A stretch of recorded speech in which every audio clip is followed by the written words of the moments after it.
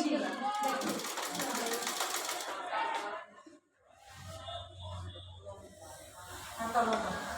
এখন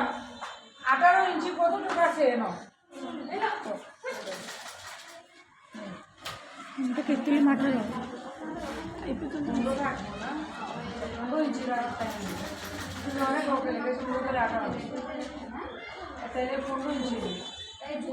তুমি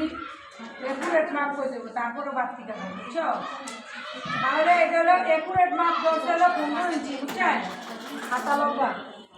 তাহলে 15 ইঞ্চি একুরেট মাপ হইলে ওনার যদি এই গ্যাপটা যদি হয় 9 ইঞ্চি, হ্যাঁ, তাহলে আমরা দেবো মানে এই সাইজটা এতটুকু বাড়তি 2 ইঞ্চি বেশি দেবো না,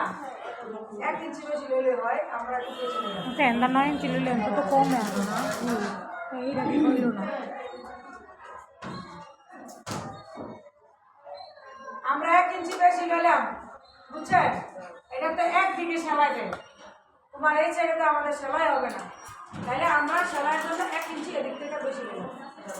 10 ইঞ্চি 9 ইঞ্চি নিলাম না, এত নিলাম কত,